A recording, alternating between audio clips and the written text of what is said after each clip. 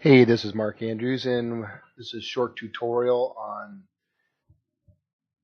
how to use my Microsoft Word version of the rulebook. This is the 2015 version of the rulebook.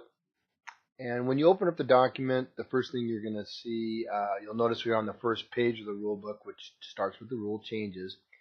And the first thing you'll see is that there are quite a few of these entries that are highlighted in blue and underlined, and those are hyperlinks.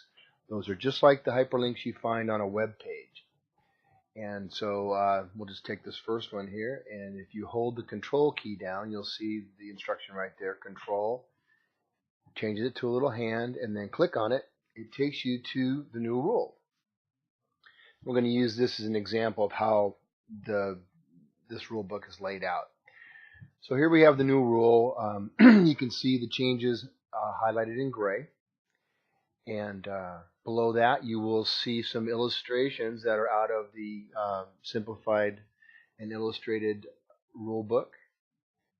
Very handy for reference. And then below that, in the blue text here, you will see all of the casebook entries that are related to the new rule, or to any rule for that matter. It's not just new rules. This is throughout this document. You will see the same format. If there's a simplified and illustrated reference to a particular part of the rule book, it'll follow that rule. You might notice here at the top, this would be Article 3 of Section 19. There are a couple of hyperlinks, and these relate to definitions.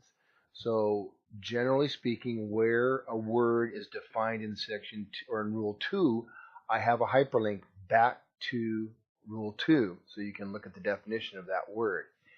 But you don't necessarily have to do that. Most of these definitions have what's called hover text. So when you put your I-bar over the word, the actual definition will appear. So you can see there's the definition for handing, and there's the definition of a runner. So this is very handy as you go through and you're reading, and you think, well, what does that mean? What is possession exactly? There you go. Now this is laid out 1 through 10, the rules. Excuse me. And if there happens to be a penalty specified in the rule, you will find that penalty table underneath the rule. So let me show you that. I'm going to show you the find feature while we're doing that. So you can go up here to the top right and click on find, and you can see previously I was looking for hurdling, and so this find feature has 3 different modes. It has the browse mode, the browse the pages mode, and then browse the headings. Now, the way I've designed this thing, browse the headings is actually the most effective way to use this find feature. So I recommend clicking on that little icon right there and use this. And you can see that this is laid out like a table of contents. And since I was looking for hurdling, we're going to find it in Rule 2, of course, because there's a definition, and then in Rule 9, which is the actual prohibition against hurdling. So if I wanted to get to that real quick, I would click this little down arrow, and you can see over here that the first reference to hurdling is highlighted in blue. If I click the next one, then the next hurdling is highlighted. And then if I click the next one, it's going to take me down to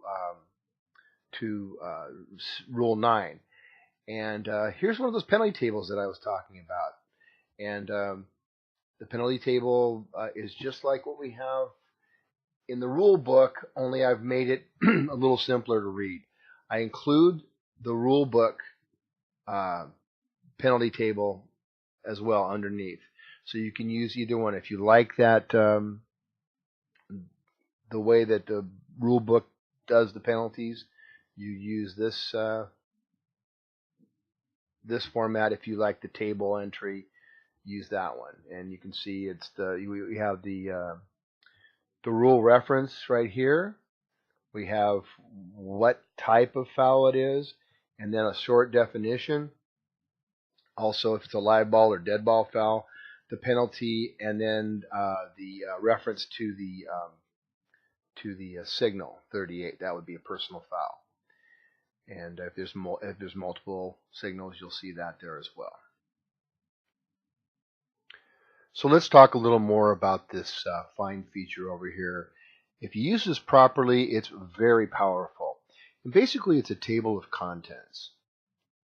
And this is the highest level of the table of contents. Now, there's a bunch of sub-levels. Every time you see that little triangle next to an entry, there are sub-entries. So, under Rule 2, we have all the sections and then the articles underneath that.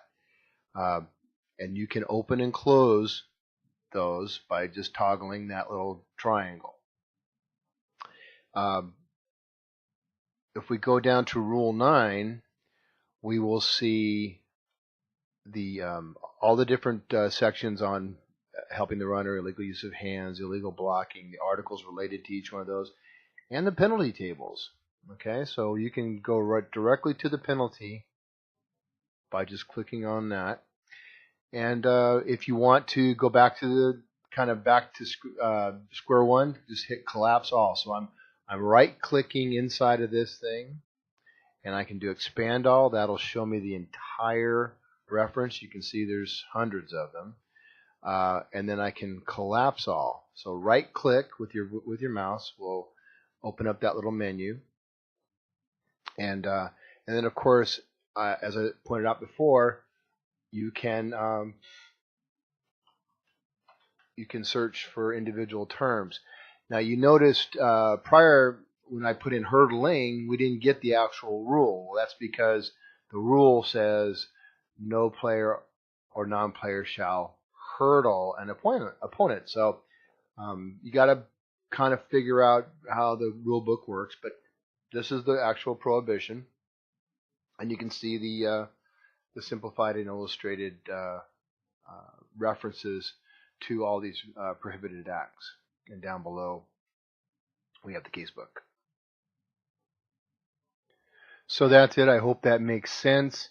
They put a little disclaimer in here. This is all my own work, and so there may be some mistakes. And I find them every now and then. And if you find them, please, please, please, send me an email. I won't be offended, and let me know what is wrong and how to correct it.